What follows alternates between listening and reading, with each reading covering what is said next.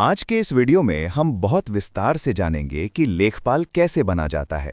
लेखपाल बनने के लिए कितनी पढ़ाई करनी होती है, आयु सीमा क्या होती है, भर्ती प्रक्रिया कैसे होती है और किन परीक्षाओं को पास करना जरूरी होता है।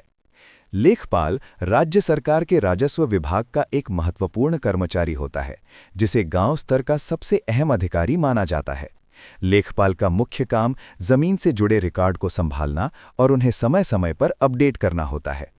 भारत में ज्यादातर राज्यों में लेखपाल की भर्ती राज्य स्तरीय चयन आयोग द्वारा की जाती है। जैसे उत्तर प्रदेश में यह भर्ती यूपीएससी द्वारा कराई जाती है। लेखपाल बनने के लिए न्यूनतम शैक्षणिक योग्यता इंटरमीडिएट यानी 12वीं पास होना अनिवार्य होती है। कुछ राज्यों में 12वीं के साथ साथ कंप्यूटर का बेसिक ज्ञान भी जरूरी होता है और कई बार सीसीसी या उसके समकक्ष प्रमाण पत्र मांगा जाता है।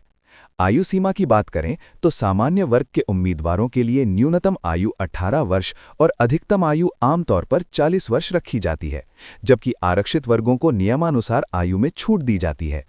भर्ती प्रक्रिया सामान्यतः लिखित परीक्षा और दस्तावेज सत्यापन के आधार पर होती है।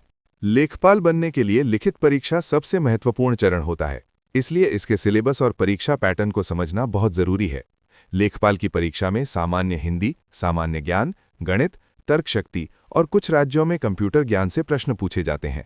सामान्य हिंदी में व्याकरण, संधि, समास, उपसर्ग, प्रत्यय, विलोम शब्द, पर्यायवाची शब्द, मुहावरे, लोकोक्तियां, वाक्य शुद्धि और गद्यांश शामिल होते हैं। सामान्य ज्ञान में इतिहास, भूगोल, भारतीय संविधान, राजनीति, अर्थव्यवस्था, संस्कृति, राष्ट्रीय आंदोलन, करंट अफेयर्स, सरकारी योजनाएं और राज्य विशेष से जुड़े प्रश्न आते हैं।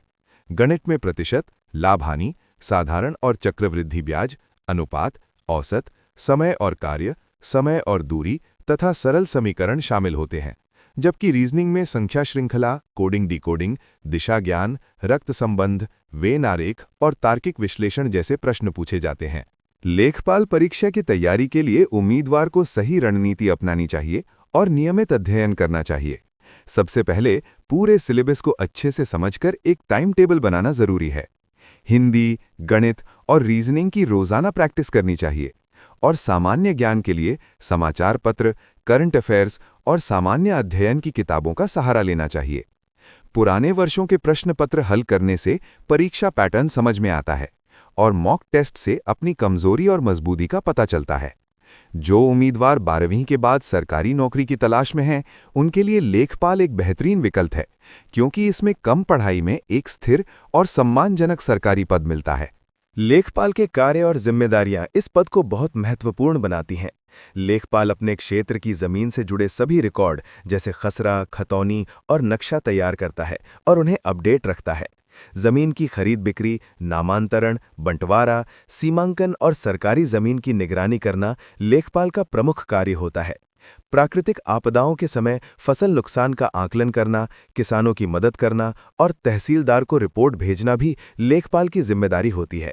सैलरी की बात करें तो लेखपाल को 7वें वेतन आयोग के अनुसार पे लेवल 3 में लगभग 21,700 रुपये मूल वेतन मिलता है और भत्तों को जोड़कर कुल सैलरी 28,000 से 35,000 रुपये प्रतिमाह तक हो जाती है। अनुभव और सेवा के आधार पर लेखपाल को कानूनगो और नायब तहसीलदार जैसे पदों पर पदोन्नति के अवसर भी मिलते हैं, जिससे ये नौकरी सुरक्षित होने के साथ साथ भविष्य की दृष्टि से भी काफी अच्छी मानी जाती है।